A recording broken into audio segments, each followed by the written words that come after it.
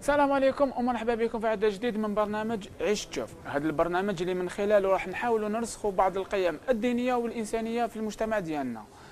الرسول عليه الصلاه والسلام يقول: انما بعثت لاتمم مكارم الاخلاق. يعني كل حاجه جاء بها الرسول عليه الصلاه والسلام من زكاه وصوم وصلاه بعثت لاكمال مكارم الاخلاق. يعني شوفوا الآية واش تقول: إن الصلاة تنهى عن الفحشاء والمنكر. كاين الناس للأسف فرقوا بزاف بين الدين والحياة، العبادات والأخلاق. كاين الناس للأسف حكموا الدين داروه في الجوامع وغلقوا عليه بالمفاتح.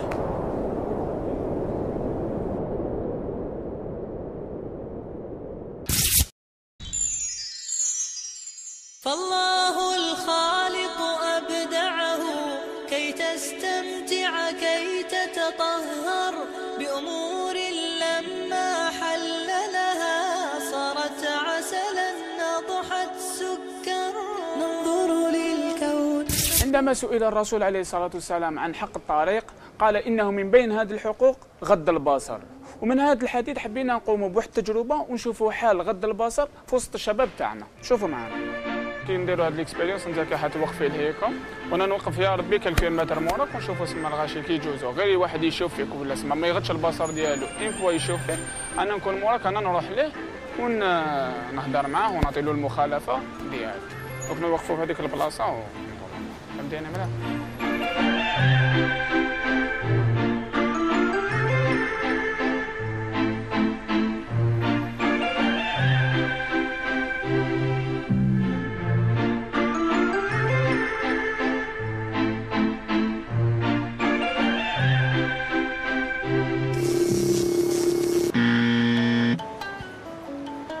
السلام عليكم.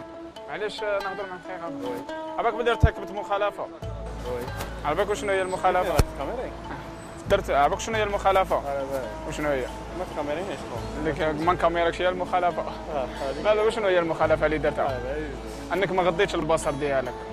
وعباك شنو هي؟ واش فاش تكمل فاش تخلصها نعطولك هديه، صلي على النبي وحاول تحصن نفسك وغض من البصر ديالك.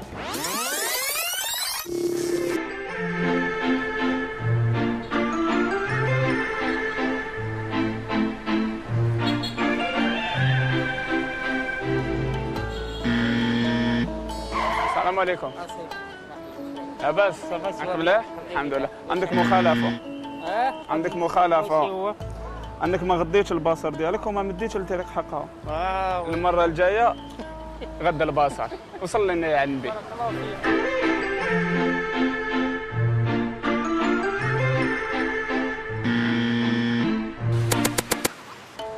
السلام عليكم. خويا لاباس؟ روح نسقسيك برك.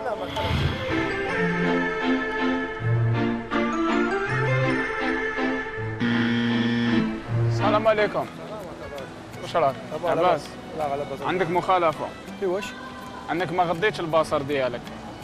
ما غديتش البصر تاعي. عباك وشنو هي المخالفة؟ انك تصلي على النبي 10 خطرات وتحاول تغض البصر ديالك من هنا للفوق. ان شاء الله. عجبتك الحملة؟ ان شاء الله. واش رايك في الحملة؟ لا باس.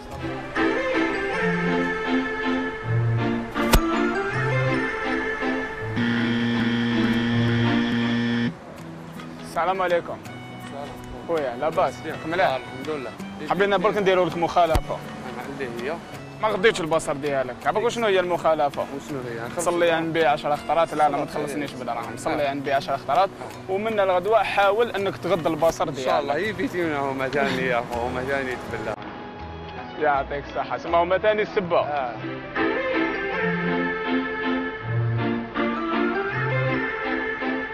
السلام عليكم. واش راك؟ لاباس؟ ارتكبت مخالفة انت.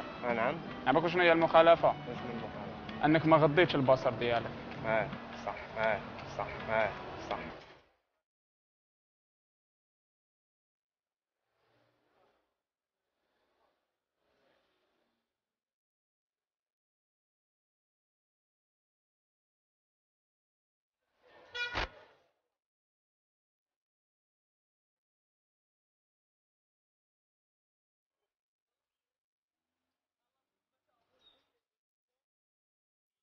الحاجه اللي لاحظناها انه بعض الرجال جازوا على هذه المراه بلا ما تبلاها، وهذه الحاجه تبين انه الدنيا ما زالت بخير، ولا واش قالوا؟